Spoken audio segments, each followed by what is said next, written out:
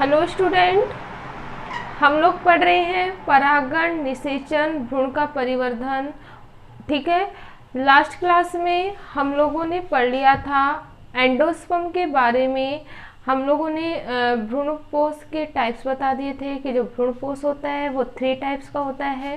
ठीक है। इसी के साथ साथ हम लोगों ने फंक्शन ऑफ एंडोस्पर्म के बारे में भी पढ़ लिया था कि जो भ्रूणपोष का जो कार्य होते हैं वो क्या क्या होते हैं। ठीक है, हमारा टॉपिक कंप्लीट हो गया था। आज की क्लास में हम बात करेंगे डेवलपमेंट ऑफ एम्ब्रियो या भ्रूण के परिवर्धन की। तो जो डेवलपमेंट ऑफ एम्ब्रियो होता है वो मोनोकोट प्लांट में, और जो डाइकोट प्लांट होते हैं मतलब एक बीजपत्री पादपों में और द्विबीजपत्री पादपों में अलग अलग प्रकार से होता है। ठीक है, हम फर्स्टली बात करेंगे डाइकोट प्लांट की। इससे पहले हम लोग कॉमनली बता दें तो जो भ्रूण के परिवर्धन की जो प्रारंभिक अवस्था होती है इन monocot plant and dicot plant दोनों में ही समान होती है। ठीक है, प्रारंभिक अवस्था जो होती है भ्रूण के परिवर्धन की दोनों, चाहे एक बीजपत्री पादप हो या द्विबीजपत्री पादप हो, उसमें क्या चलती है, समान चलती है।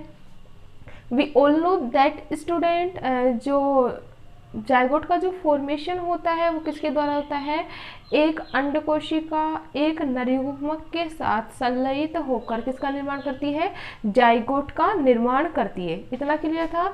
और जायगोट के फॉर्मेशन, जायगोट आगे डिवीजन करके किसका फॉर्मेशन करता है, एम्ब्रियो का फॉर्मेशन करता है या भ्रूण का क्या करता है, निर्माण करता है। तो हम प्रारंभिक अवस्था की बात कर रहे थे। तो प्रारंभिक अवस्था जो होती है भ्रूण की वो समान होती है, चाहे एक बीजपत्री पादप हो या फिर द्विबीजपत्री पादप हो। प्रारंभिक अवस्था में जो भ्रूण होता है उसमें एक अनुप्रस्थ विभाजन होता है। कैसा विभाजन होगा भाई, अनुप्रस्थ विभाजन होता है जिसमें 2 कोशिकाओं का निर्माण होता है।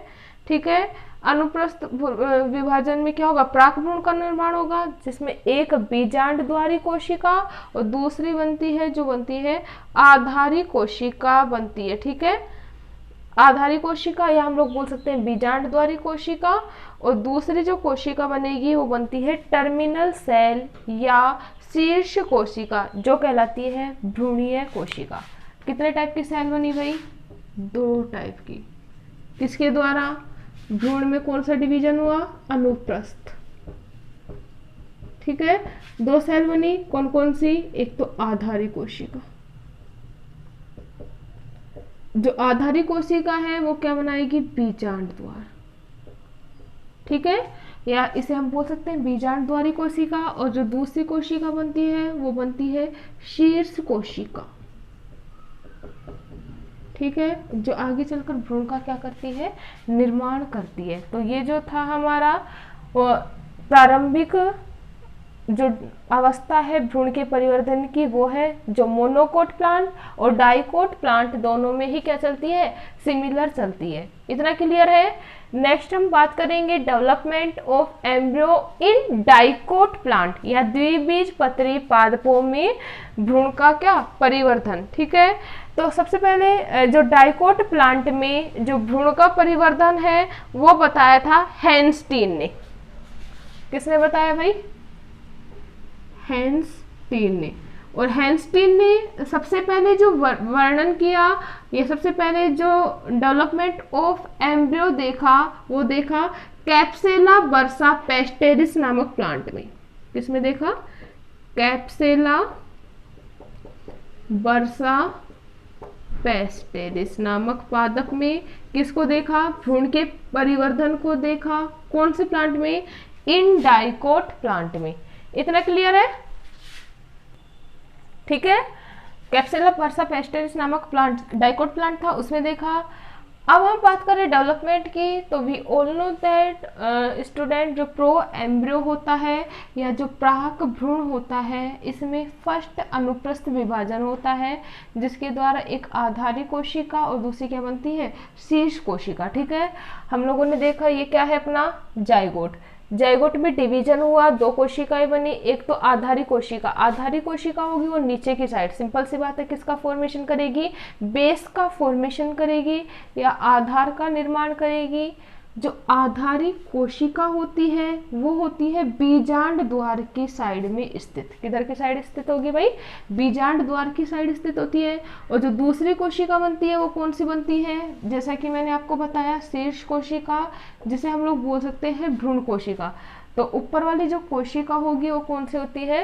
भ्रूणीय कोशिका होती है। और ये जो भ्रूणीय कोशिका होती है वो निभागीय सिरे की ओर क्या होती है? स्थित होती है। चलाजा की ओर क्या होगी? स्थित होती है। ठीक है। अब शीर्षस्थ कोशिका में अनुदैर्ध्य व आधारीय कोशिका में अनुप्रस्थ विभाजन होते हैं। ठीक है। शीर्षस्थ कोशिका में तो कौन सा विभाजन होगा?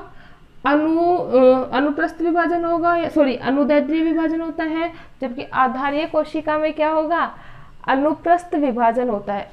सबसे इम्पोर्टेंट बात याद रखने की इसमें यह है कि अनुदैर्ध्य विभाजन और अनुप्रस्थ विभाजन दोनों ही कोशिका में लगभग समान टाइम पर होते हैं।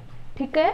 दोनों कोशिका में क्या हुआ? विभाजन हुए। अब सिंपल सी बात है, सेल्स डिवाइड होंगी तो अनेक कोशिकाओं का क्या होगा? निर्माण, जिसके द्वारा चतुष्टांक का निर्माण होता है या चतुष्कांक का निर्माण होता है।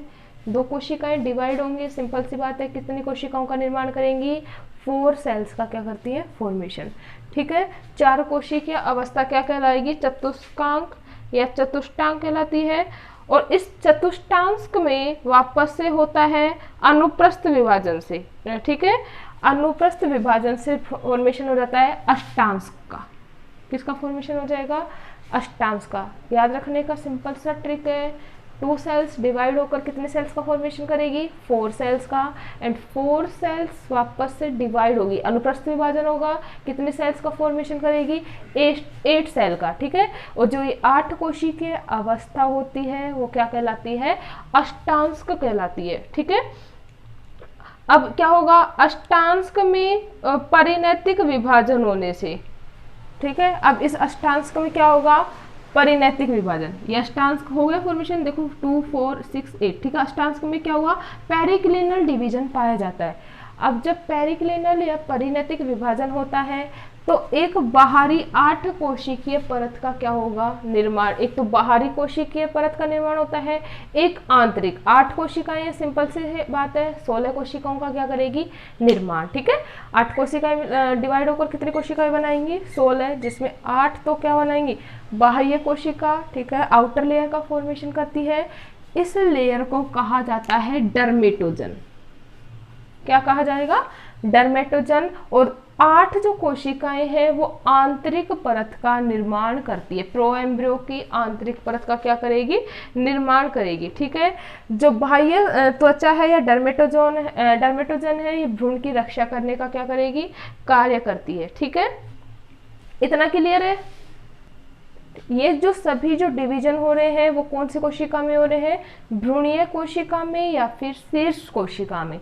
नेक्स्ट अगर हम बात करें, आधारी कोशिका में डिवीजन होते हैं कंटिन्यू। आधारी कोशिका भी लगातार डिवाइड होती है, जिसके द्वारा 7 से 10 कोशिकीय निलंबक का क्या होता है? निर्माण। ठीक है। और आगे चलकर इस निलंबक के द्वारा या इन विभाजनों के द्वारा चूस्कांक का क्या होता है? निर्माण। We all know that student, what is the function of होस्टोरिया या चूस्कांक का फंक्शन क्या होता है? चूस्कांक जो होता है एक हुक लाइक स्ट्रक्चर होती है, जिसका जो मेन फंक्शन होता है वो एब्जॉर्वेशन का होता है। क्या होता है? एब्जॉर्वेशन या अवशोषण का कार्य होता है। ये क्या करेंगे? परिवर्धित होते हुए भ्रूण के लिए पोषण को चूस कर परिवर्धित होते हुए भ्रूण को क्या करेंगे? पोषण प्रदान करने का कार्य करते हैं। ठीक है। या हम लोग बोल सकते हैं कि जो चूस्कांक जो संरचना होती है वो खाद्य पदार्थ के अवशोषण का क्या करती है? कार्य करती है। ठीक है। अगर हम बात करें निलंबक के नीचे या भ्रूणीय सिरे की ओर जो कोशिका होती है वो हाइपोफाइसिस कहलाती है। ठीक है।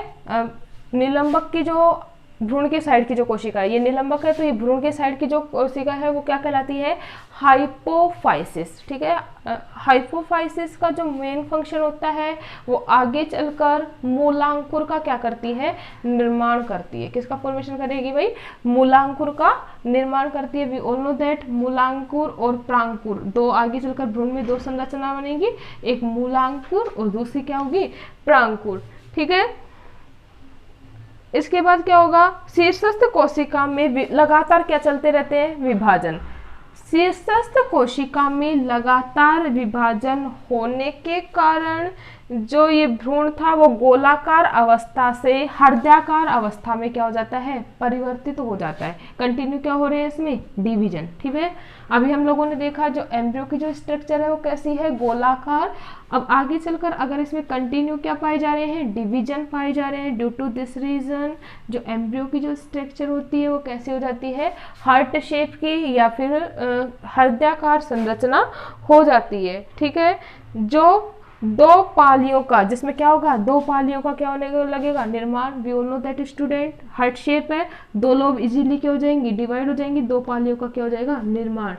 वी ऑल्सो नो दैट, हम लोग जानते हैं डाइकोट प्लांट में या डाइकोट बीज की जो संरचना होती है, विशेषता होती है, वो कैसे होते हैं कि जो बीज होता है वो दो पालियों में क्या होता है, डिवाइड। एग्जाम्पल हम लोग देख सकते हैं, जैसे चना, चना हम सभी ने देखा है। ठीक है, तो चने को हम इजीली टू पार्ट्स में क्या कर सकते हैं, डिवाइड कर सकते हैं। तो इसमें क्या हो जाता है, दो पालियों का निर्माण हो जाता है। इतना क्लियर है। ठीक है, तो ये जो दो पाली होती हैं वो आगे चलकर किस में विकसित हो जाती हैं, दो बीज पत्रों में। दो पाली आगे चलकर किस में विकसित होगी भाई, दो बीज पत्रों में विकसित हो जाती है। और इन पालियों के खांच के आधारीय भाग से, खांच का जो आधारीय भाग है इससे किसका फॉर्मेशन होता है, प्लैन्यूल का फॉर्मेशन होता है या प्रांकुर का क्या होता है, निर्माण होता है। ठीक है, अब आप बात करें बीज के अंकुरण से प्रांकुर से प्ररोह तंत्र। ठीक है, अब बीज का क्या होगा, अंकुरण कंप्लीट डेवलपमेंट हो गया है सीड का। अब बीज के अंकुरण से प्रांकुर से हम बात कर रहे हैं किसकी भाई, प्रांकुर से। तो जो प्रांकुर होता है उससे तो बनेगा क्या, प्ररोह तंत्र, मतलब शूट सिस्टम। प्रांकुर कहाँ, अपर पार्ट होगा। ठीक है, अपर पार्ट से हम लोग जानते हैं शूट सिस्टम का फॉर्मेशन होगा।